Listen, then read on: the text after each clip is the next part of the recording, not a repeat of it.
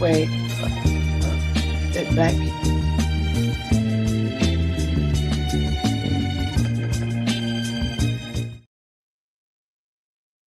people communicate, I think, with God. It has a great deal of something inside you that nobody else, you can't explain. It's just something that you feel, and you can express yourself, and it's like a universal language. And there are times when you can't do anything else but sing. Something about her, it's like chemistry. I don't know why it takes two H's with an O to make water instead of one H and an O. I mean, that's just what the thing is. That's just what happens. With Sissy, she makes the people around her want to sing their best. Sissy and myself, that's one of the reasons that we grew together so good, because we do come from the same place, different churches, but the same place. Sissy was part of my family. I mean, although she was my aunt, I considered her more of a sister than an aunt, being that she lived with us. She grew up out of our home. She went to school out of our home, and she was married out of our house, as a matter of fact. So she was always, I consider her my older sister. I had a mother, I had the teacher, I had it all in one, which was great. But I think that if I'd had a mother who was my mother and not an entertainer, I don't think that I would be what I am today. I don't. I think I'm from her. And the reason why I'm a singer is because of her. Sometimes I tell myself I'm leaving, and I would love to think that I could go. It's such a sweet inspiration.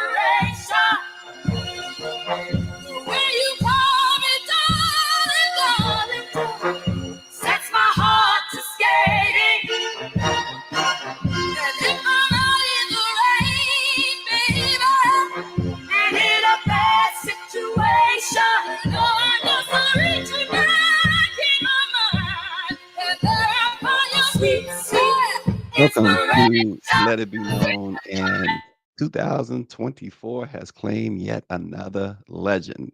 Cissy Houston, a singer whose career began in childhood and spanned generations and genres from gospel to pop. She died at the age of 91.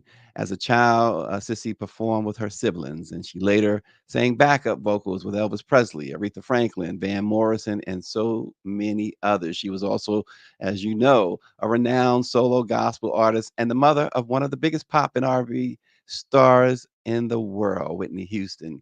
She was 91 years old, born in 1933 as Emily Drinkard. That was her given name, Emily Drinkard, her birth name.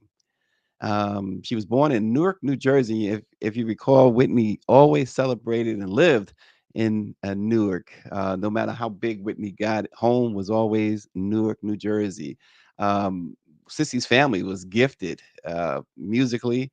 As a child, she was expected to perform at local churches with her brothers and sisters. She says in an earlier interview, she says, I was 5 years old and they had to put me on a stool in order to see me.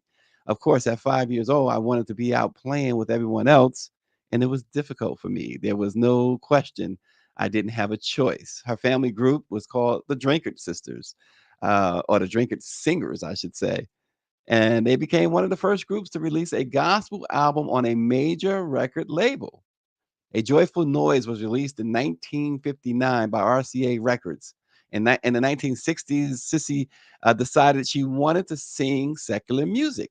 And then she formed the group, The Sweet Inspirations. And under her leadership, that group earned a reputation as one of the best background groups in the business, appearing on hundreds of gospel songs and helping to shape classics ranging from Van Morrison's Brown Eyed Girl to Dusty Springfield's Son of a Preacher Man. The group's first album, the self-titled The Sweet Inspirations, recorded in 1967, reached number 12 on Billboard's Hot Soul Albums, the crossover single, Sweet Inspiration, reached the top 20 of the Hot 100 singles chart.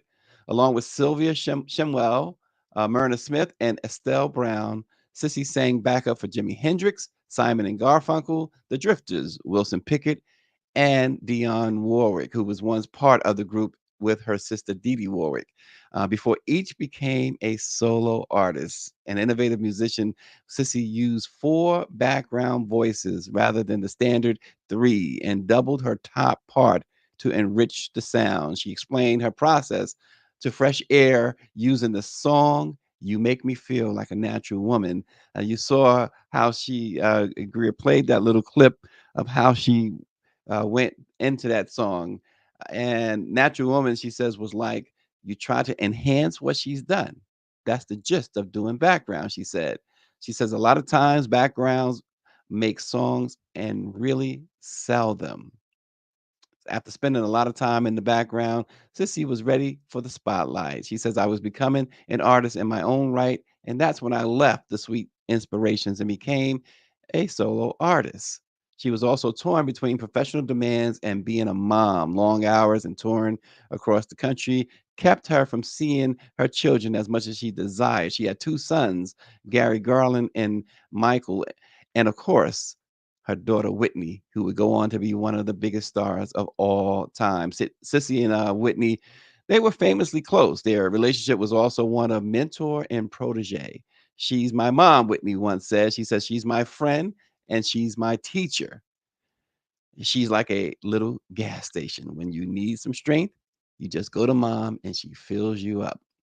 Of course, Whitney died at the age of 48 after years of battling addiction and her marriage to Bobby Brown. In 2013, Sissy wrote a book called Remembering Whitney, My Story of Love, Loss, and the Night the Music Stopped. The book upset her granddaughter, Bobby Christina, who would later also die tragically at the age of 22. And in a since deleted tweet, Bobby Christina had expressed her anger. She says, I find it to be disrespectful to my mother and me being her daughter, and I won't tolerate it. She wrote of her grandmother's book. The treatment of rumors about Whitney Houston's closest relationship also led to a memorable moment with Oprah Winfrey, talking about Whitney's close friend and rumored lover. Whitney was I went Oprah Winfrey asked Sissy Houston, would it have bothered you if your daughter Whitney was gay? And a lot of people got on Oprah Winfrey for that question. Um, Sissy Houston was still, as people say, still grieving. And a parent is always going to grieve their child, no matter how long it's been. That's the one thing. And so that sort of question sort of if you will backfired on Oprah a bit because a lot of people found it to be disrespectful. But nonetheless, they all say Sissy stayed true to herself even through triumphs and tragedies. She kept leading the youth inspiration choir at her hometown Baptist church in Newark. So she stayed active all the way to she couldn't anymore, and she died at the age of 91. Another icon. Um, Boy, I tell you, it's 2024, and it seems like all of a sudden the year just got longer and longer. Losing all of these folks. Wow, in a short span too. A very short span. Well, today is a bit of a special day. Today is October the 8th. And what that means, folks, is it's book release day. So I'm just going to give you a little background. The Transatlantic Slave Trade, Overcoming the 500-Year Legacy, is a book that was put together essentially through uh, columns I wrote for NMPA Newswire and Black Press USA some years ago. It was a series about the transatlantic slave trade, and some publishers got interested. Some book publishers became interested in it, and so we enhanced it and called on. I called on the great Chuck D, because one of the things that when I was writing the book and when I was writing those columns, um, and Dr. Chavis, of course, he had really wanted a series on the transatlantic slave trade. Um, One of the things I thought about, and if you go back, and I forget which installment, it was like 13 installments to that 13, 14 installments to um, to that um, series I wrote.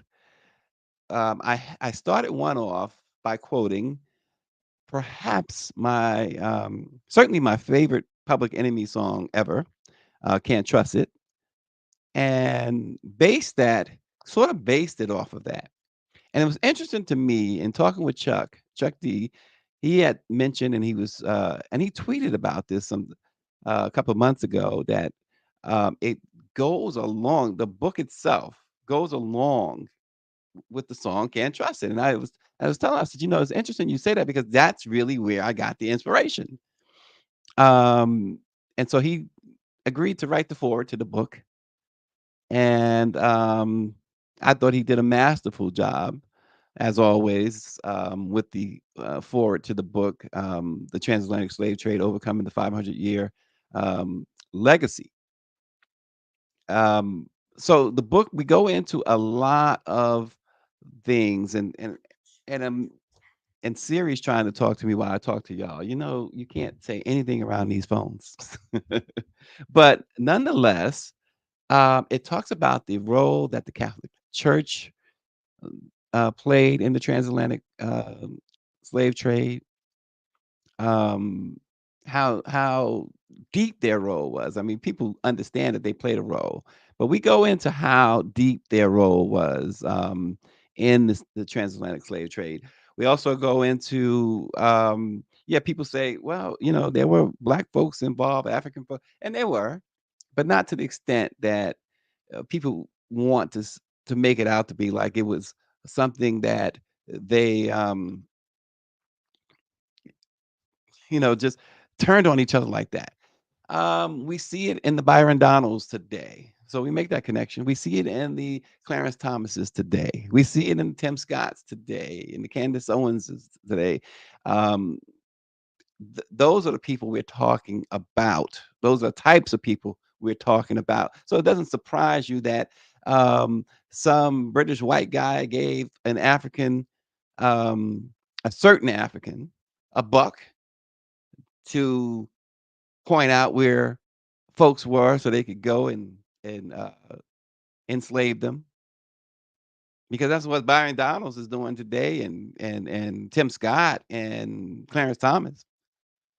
They got a buck to and that dude down in North Carolina, the lieutenant governor, they got a buck to turn on black folks, people who look like them. Um, so that's just the way it is. But this book, it does explore the brutal legacy of the transatlantic trade slave trade. It's really it really goes into other things, though. The effects of the transatlantic slave trade today, Jim Crow, and this modern system of terror and racism.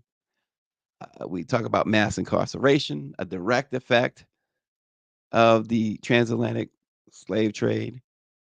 We yesterday we talked about the black unemployment being down, um, the effect the transatlantic slave trade has had on black employment.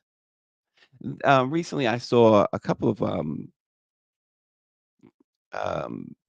was it TikToks, very interesting, from the History Channel, um, and 1968 and 1964 civil rights bill, the 64 when it was passed, and it chronicled a couple of months later, a couple of years later, in 1968, 4 years later, and how white people was showing their ignorance and saying that, oh, the Negroes have just as fair a chance as we do. And one lady was talking about how she likes some Negroes, including the Negro who raised her children. I mean, they don't know how ignorant they really sound, and the oppression that even was remained after the Civil Rights Bill was signed, and yet black folks were supposed to just deal with it. Um, so it's a lot that we connect here: redlining, gentrification. Um, there's a lot of things, police brutality, and so we see the police brutality, and we've seen that forever now. More recently, we've seen black folks take to the streets when George Floyd was murdered, and Breonna Taylor, and Eric Garner, and others. But this is the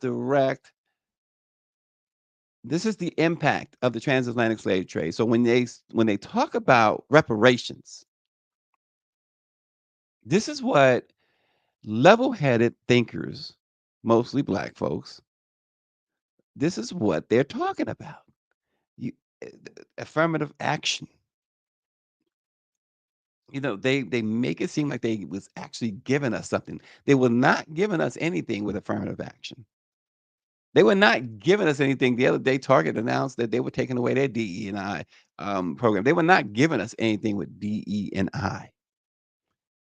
It was not a gift to black folks. This this is about leveling the playing field somehow, which has never been leveled, and you leave it to folks like a Tim Scott and a Clarence Thomas and a Byron Donalds and Candace. It will never be leveled. It will never be leveled. And then we can't continue to accept pennies on the dollar. They have trained us as a people to do that. It's that old saying, I'm not in any way urging anyone to do this, to commit a crime. But if you're gonna rob a bank,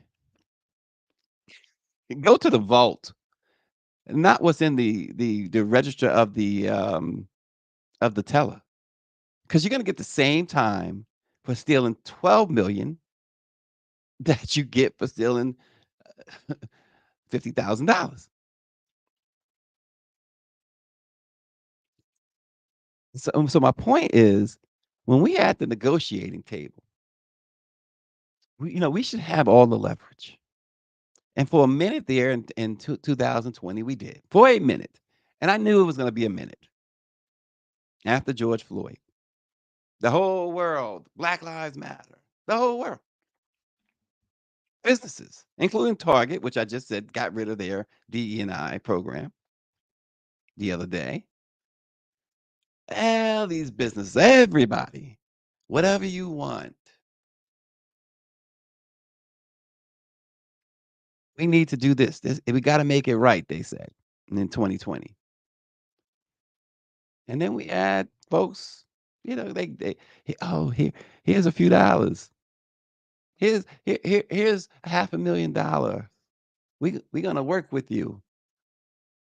Some cases, here's $1,000,000. We're gonna work with you. And I said it then. I'm sure I wasn't the only one saying it. Get these jokers to sign long-term deals for a lot of money. Because at that time, the one time we,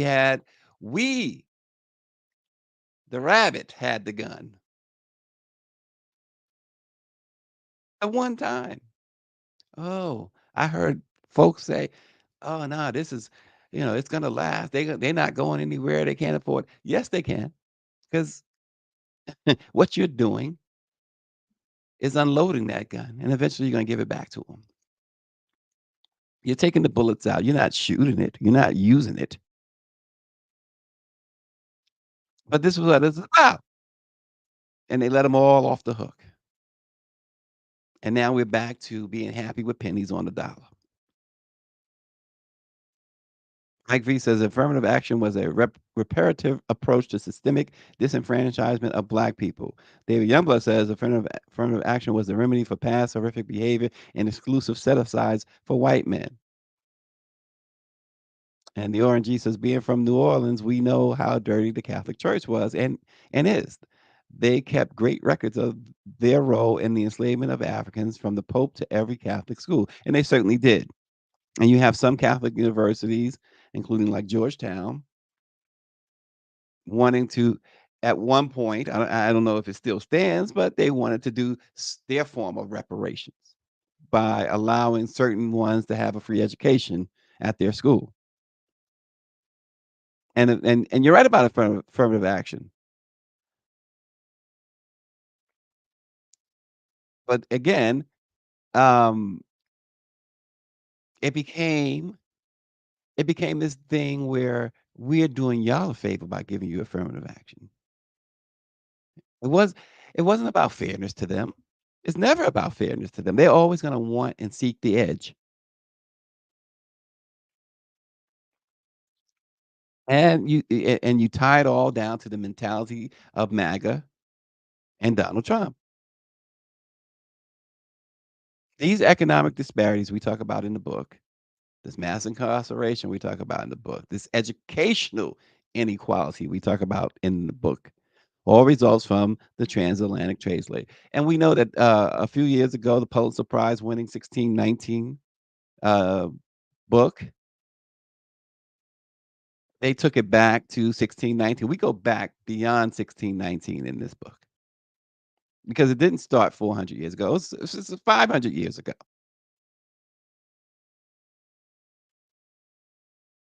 And the seeds were laid even before that. See, the one thing enslavers were, other than opportunists and depraved human beings, they were lazy. Their families were lazy. Their wives, their daughters, their sons, their men were lazy, other than being without hearts, other than being inhumane. They were lazy. And you know what? There's that projection. Because how often have you heard it being projected on black folks? Laziness being projected. So we go into all of that. We go into all of that. Isaiah Thomas, the great NBA legend, also contributed um, to this work. Um, he highlighted the importance of the work. He says that we must continue to fight and tell this story, not just for our generation, but for future generations who must understand the truth about our history if they are to finish righting the wrongs that began over 500 years ago. The African Union ambassador, Arikana Chihombori Quo, Miss Perry will have a fit if I mispronounce her name, and I'm sure I just mispronounced her name. But the ambassador also contributes to the book. She says that the book connects the dots from the slave ports of West Africa to the present day struggles of Black Americans. The transatlantic slave trade was not just a historical event, it laid the groundwork for centuries of racial oppression. The fight against that legacy is still ongoing, the ambassador says. You got to read more of what she said in the book. Of course, there was the middle passage, that trauma. And so we tried to leave no stone unturned here in the book. Just to give you a little bit what Chuck D also said. He wrote, "The chains of slavery may have been broken, but the shackles of systemic racism are still very much intact. If you're not angry, you're not paying attention." And that is Chuck D. the great Chuck D. So check it out. October 8th is today. It is the release date. You can go to Amazon.com, preferably, and place your order. They are now understanding. I understand that if you order today, you probably will get it tomorrow. And in some cases, if you have Amazon Prime, you might get it today. So there you have it. The forward by uh, Chuck D. The Overcoming the 500-Year Legacy, the Transatlantic Slave Trade.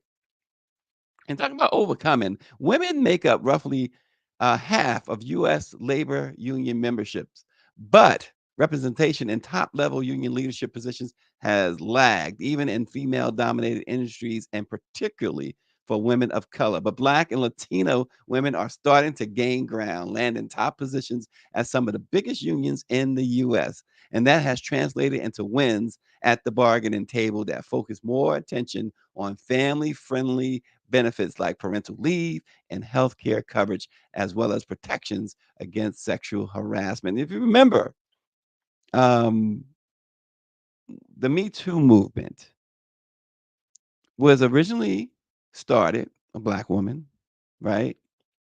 And about protections against sexual harassment and sexual assault in the workplace. It went Hollywood, of course.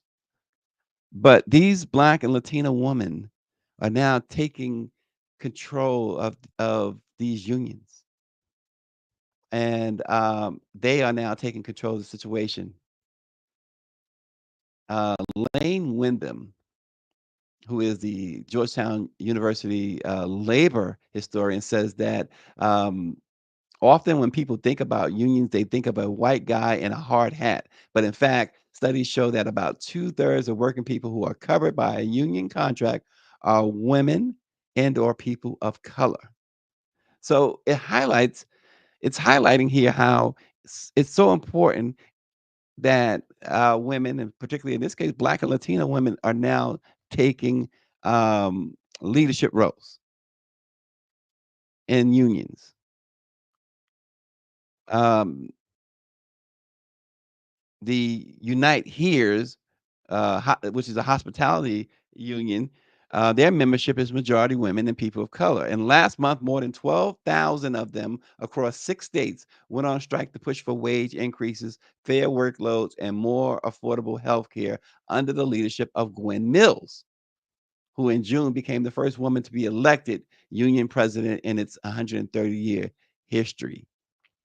So women, Black and Latina women, they are now driving labor union growth in America, despite decades of decline in membership. They have now started to grow it again. And you remember, if you well, you might remember that the Biden-Harris administration has really been pushing unions and have really been getting behind union membership.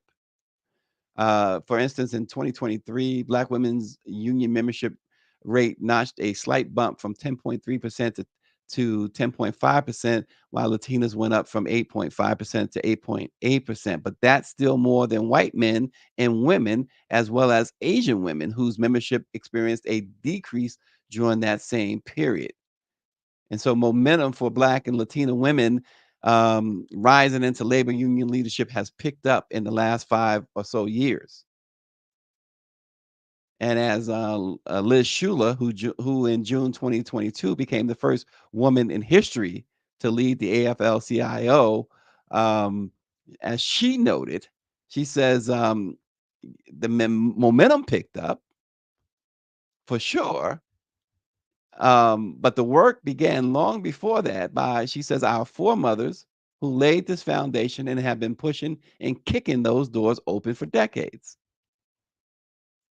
Um, you have now union leaders that include Becky Pringle, a Black woman who leads the National Education Association, the nation's largest union.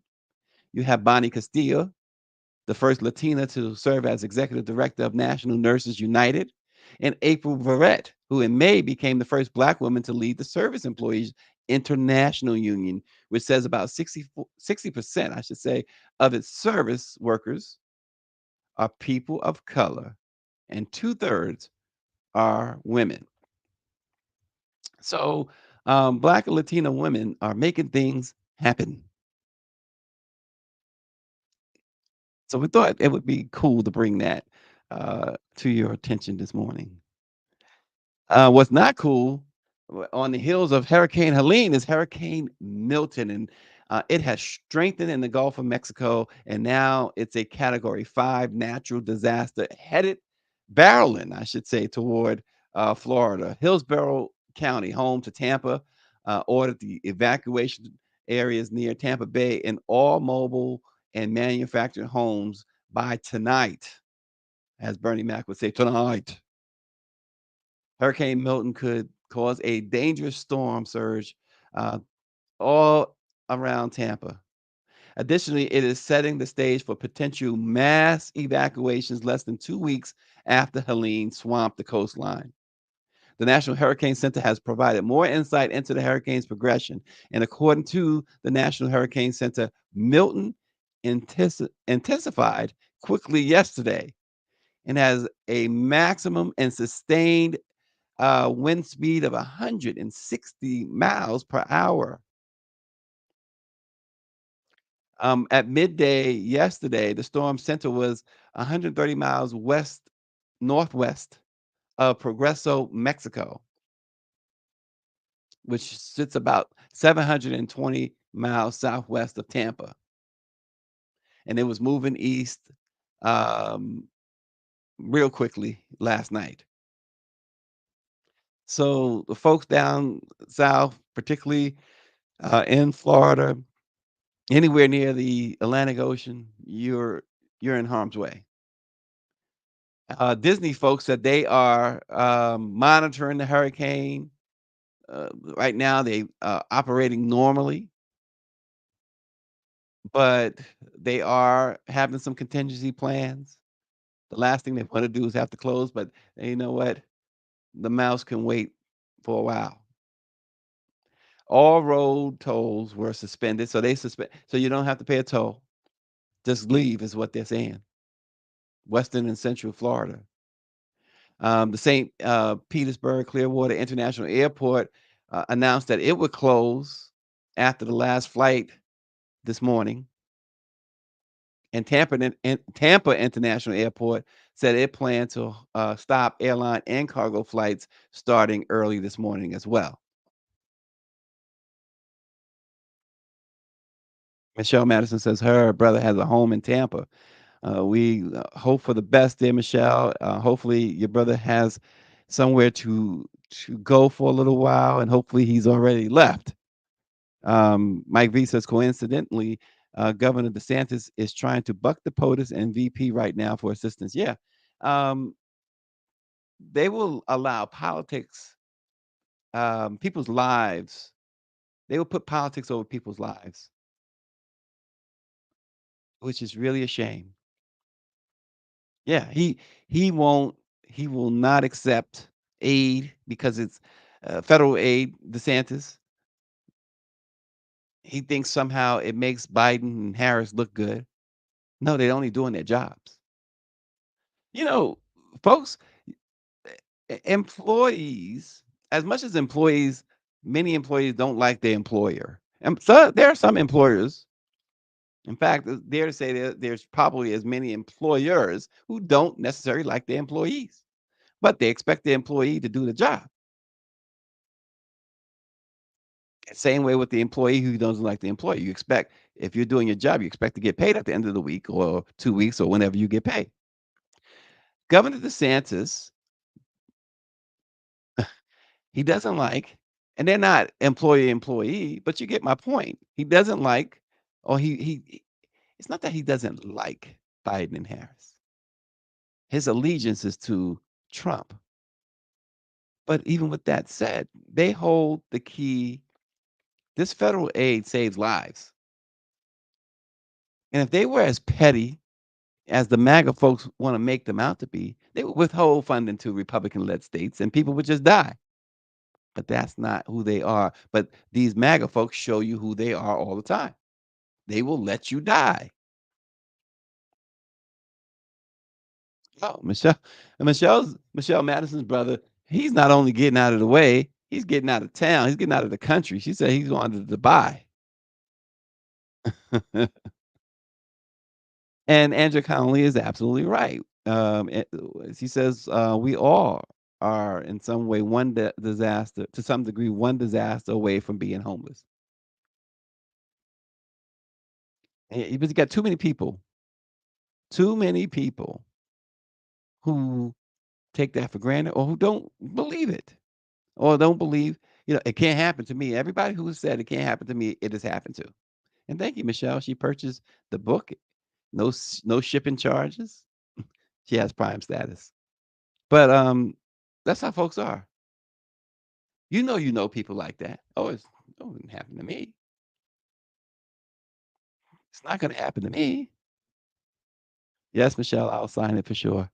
Um, but this hurricane is serious, and DeSantis is so unserious.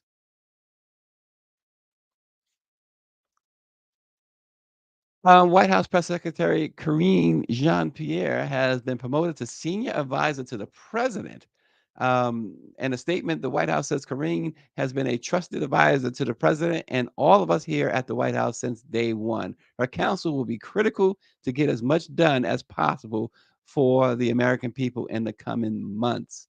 Of course, Karine made history in 2022 when she was tapped to become the press secretary, becoming the first Black woman and the first openly gay person to take on that role. The president said, Jill and I have known and respected Karine a long time, and she will be a strong voice speaking for me and this administration. She will now be alongside the ranks of president's top confidants like senior advisors Mike Donilon, Steve Ricchetti, and Bruce Reed. A White House official said that the promotion shows the faith that Biden has in her, as well as his commitment to having diverse and intergenerational voices guiding him in his decisions. Karine will begin her new role effective immediately. She will also maintain her press secretary duties through the end of the Biden administration, the first press secretary in decades to also hold the title of senior advisor. So congratulations to Karine Jean-Pierre, another accomplishment for this well accomplished woman. Um, I just wonder. I mean, he has a couple of months left in his administration, and I would imagine that like a promotion like this, while I mean it's great, it's a great accomplishment. I'm pretty sure deserves it. Is this sort of to up her profile a little bit or to enhance her already robust resume for the next job? um, I don't know. I would imagine a nice little salary increase comes with it, but again, it's only for a couple months. I'm not in any way saying this should not have happened. Don't get it twisted. I'm happy for Karine. We've had a chance to talk to her on a number of occasions. She seems like she is one of the uh, most deserving. She is a really cool person to chat with, and seems real. And you don't really get that in Washington, especially at the White House. So that's the question, RNG. I don't know that she's going to stay on or not if Harris wins. Vice President Harris might have her own. You know, people come in, it's like a new management team, a new manager or something. They like to bring in their own people. So, and you remember for a long time, there's been until till the vice president became the nominee, became the person to replace Joe Biden. They wasn't like buddy buddy. I mean, not in an adversarial way, as we've heard reported by certain mainstream outlets, but they just didn't. The two worlds never really collided. Believe it or not, her people and Biden's people. Um, they didn't necessarily work together. So we'll see. I would hope that if the vice president does win, And if Karine wants to stay in that role as press secretary, I would hope that the vice president would strongly consider keeping her there.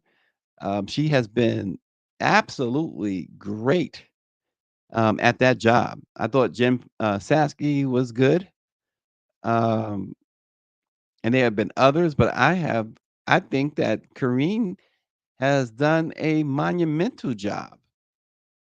Um, yeah, yeah, you remember that. Greer says, "Don't forget it was Karine." Y'all remember that footage where some nut jumped on stage, and Karine, I mean, she almost tackled the dude. I mean, she was like, she became Secret Service all of a sudden. But yeah, she held it down. But she's been fabulous, and handling that person over there, Ducci at Fox News, that in itself earns her like another 20 years at that job. If she, um, there's that footage. She is like, yeah, uh, this ain't happening on my watch. This guy he came up with the vice president, and Kareem was like, nah, it's just not happening. um, and David says, this promotion is to position her for board seats. Yeah, and that's a great thing to, and you have to hats off to President Biden for doing that. Well, and I hope that he's doing that for others, and that work for him. I mean, we have enjoyed working certainly with Roderica Applewhite, who is the director of Black Media. Certainly enjoyed working with Erica Lowe, and I don't know if they have a future in a Harris administration or not, but it is certainly from our vantage point, and we I'm not professing to know everything that goes on there because I don't, but hopefully, if they want, they'll be able to be retained, and if not, hopefully Biden is also positioning them to make a stronger case for their next career move. Southbound 3000 says, "Can you pin a link to your book in the chat?" Now, Southbound, I can't walk and chew gum. I can't do all that at once. We can. It's Amazon, but I think Greer can put something up there, a link to the book on Amazon. Um, but I appreciate that. So here's something. Those little. Okay, so she did earlier. She'll do it again. Pay attention, Southbound 3000. Pay attention. Here's something. You know those little things when they taking your pulse and blood pressure stuff. They put that little thing on your finger. It's called what is that called? It's called the oximeter. And so here's a story that um yes, Mike V, there will be a book signing. I will keep you posted for sure on the book signing. Um, I'm told to Jackie Hampton of the Mississippi Link wants us to do a book sign in Mississippi. You know that will probably be Dr. Chavis doing the book sign in Mississippi. You know how I feel about Mississippi. But nonetheless, there'll be other places. So this patient, he was in his 60s. He's a black man with emphysema. The oximeter placed on his fingertip registered well above the 88% blood oxygen saturation level that signals an urgent risk of organ failure and death. But his doctor believed that he was sicker than the device showed. So the doctor sent him for a lab test, which confirmed her suspicion that he needed supplemental oxygen at home. Months later, in December of 2020, the doctor thought back to her patient as she read a New England Journal of Medicine article showing that pulse oximeters were 3 times as likely to miss dangerously low blood oxygen levels in Black patients than they were in white patients. So at a time when Black Americans were dying of COVID at high rates and hospitals struggled to find beds and oxygen for those needing them, that finding exposed one of the most blatant examples of institutional racism in American healthcare. The doctor said, I was like, were there other patients I missed? Um, she says there was so much anger and frustration because we had every reason to believe we could rely on this device and it was systemically not working in the population that we served. State attorneys general and U.S. senators have pressed the Food and Drug Administration to take steps to eliminate pulse um, oximeters racial bias, which is caused even in the tools. That's the thing. So, folks, again, we talked about the transatlantic slave trade and the effects and people and their mindsets, right? We know about the how difficult it is to get fair treatment even in hospitals for Black and brown people. Well, now even the tools that they this oximeter, you can't, as Chuck said, you can't trust it. And the doctor here is saying you can't trust it. And so they're pressing, even senators have pressed the FDA to do something about this. And so the FDA has responded. Um, After that doctor we're talking about, her clinic sued the producers and the stores that sell oximeters, demanding that they pull the devices or add safety warnings to the labels. Because many of this doctor's patients rely on home oxygen, which requires accurate readings for Medicare to cover them. But it says that getting rid of the devices, which is central to care for heart and lung disease, sleep apnea, and other conditions, it isn't an option. Since the 1990s, the convenient fingertip clamps have come to stand in, I should say, for many uses of arterial blood gas readings, which are the gold standard for determining oxygen levels, but dangerous if not done carefully. So, when next time you go to the doctor, folks, you have to really question those oximeters because they always use them. Always. That's the first when they prep you for the even if you just go in there for a routine, hey, it's just a follow-up, nothing's wrong with me type thing.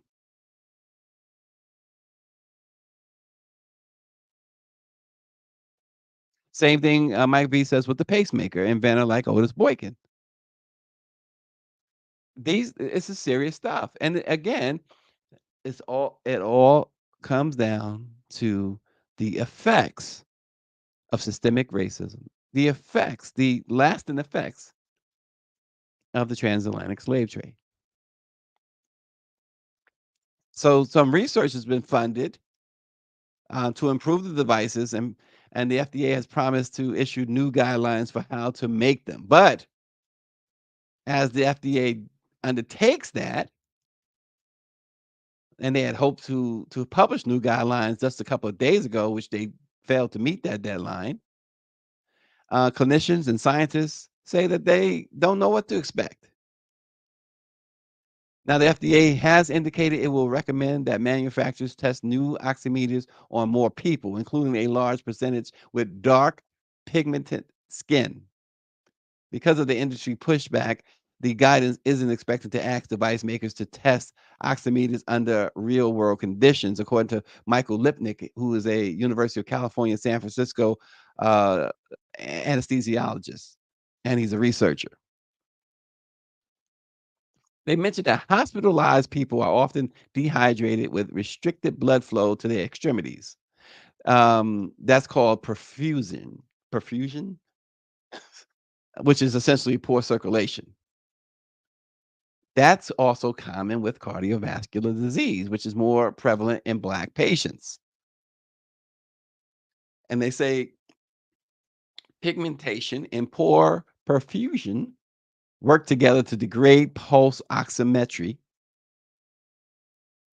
and its performance.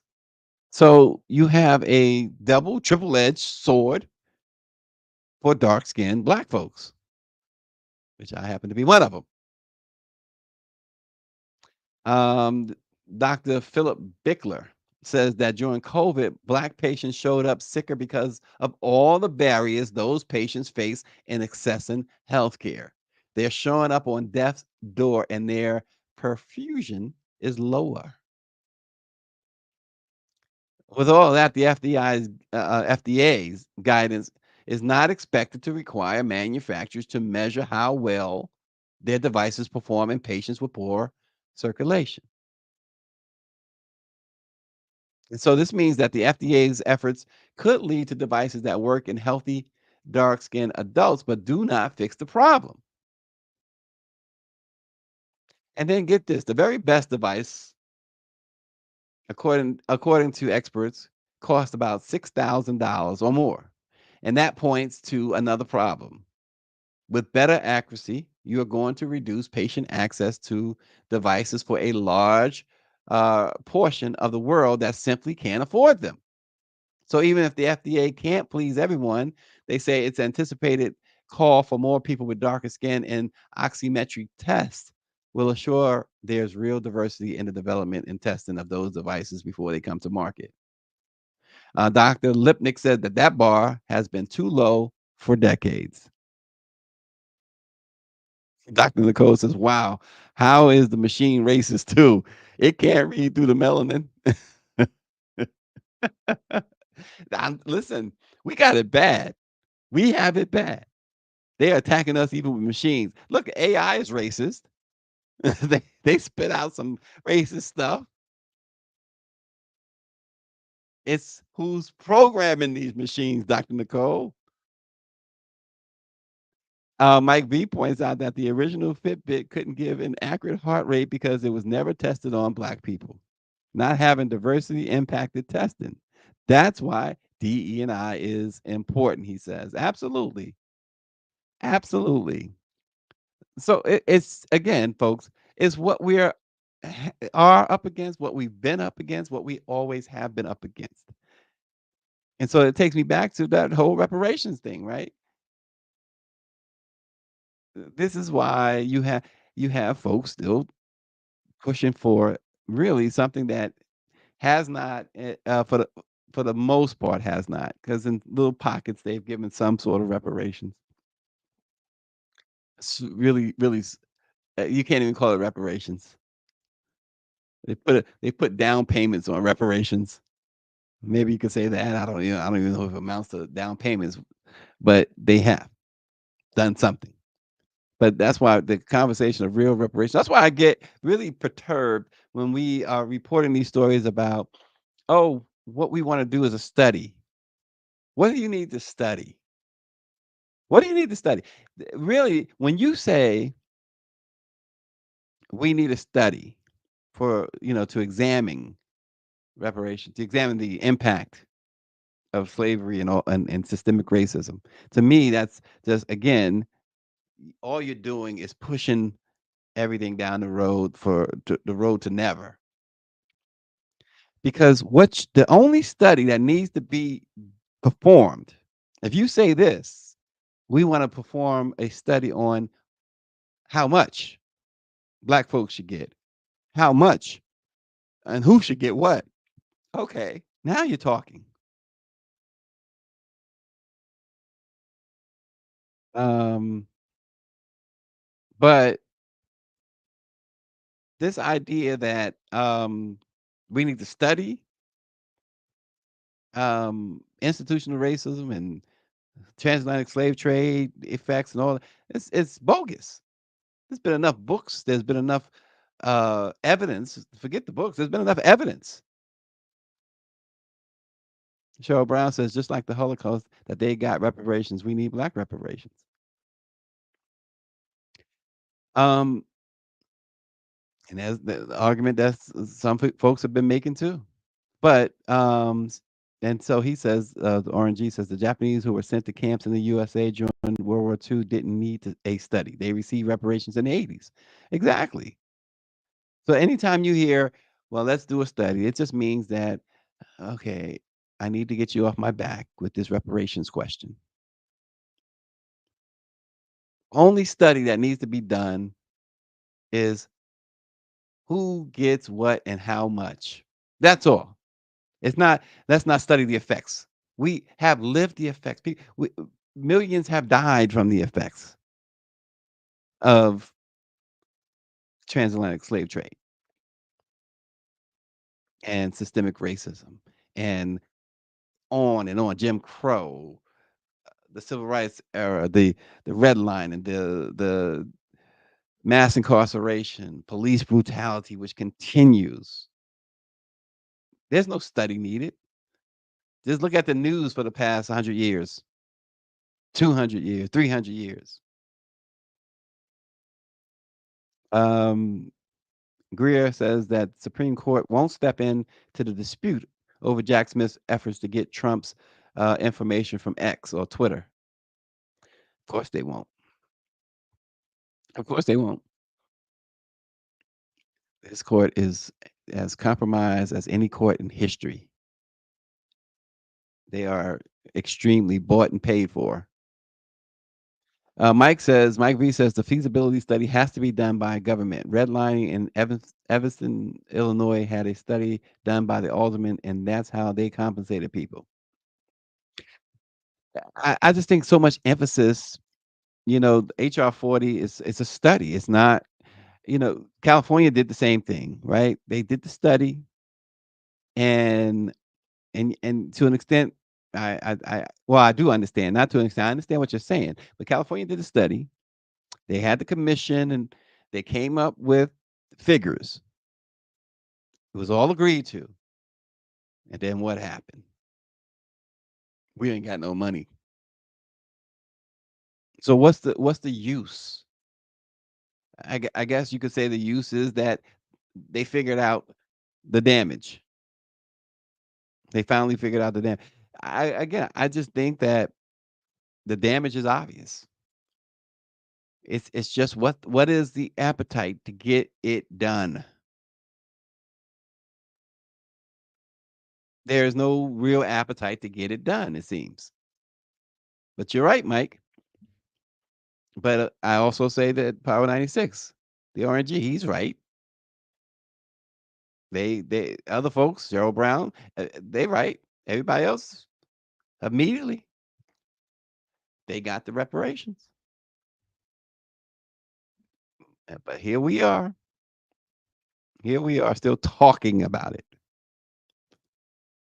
And then it makes it seem like we're begging for something or asking for something that's not owed. It's like going to somebody who's owing you money. Now you gotta be the bad guy. You have to ask for your own stuff. Dr. Nicole says it's the damage, plus also acknowledging the contributions, another thing folks refuse to do. Absolutely.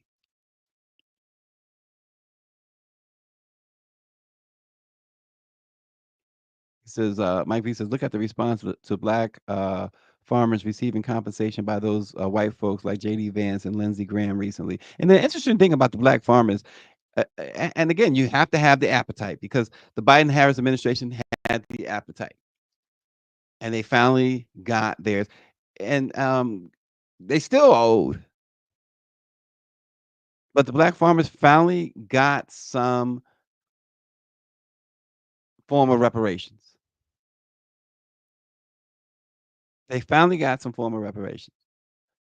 And it was just stuff that was owed them. So is it really when you get what you owed, is that really reparations? Reparations should be something on top of that, right? And the white farmers totally went on a war path to oppose them getting anything. So it was a fight. It was a fight. And so it was so great to see that finally come to pass for the black farmers.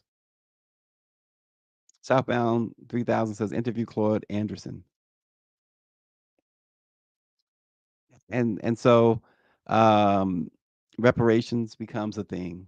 And again, the transatlantic slave trade, overcoming the 500-year legacy. We go into reparations as well. Very serious conversation about that. So, folks, enjoy the book. Be happy to Michelle sign it for you.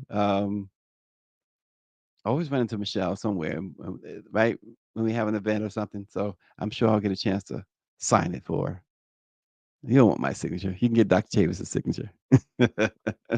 We'll get you Chuck D will sign it for you. How about that? Let's get Chuck to sign it for you. Um, thanks for joining us, folks. Hit subscribe on our YouTube page, LIBK News, and we will bring you some more tomorrow. Thanks for watching.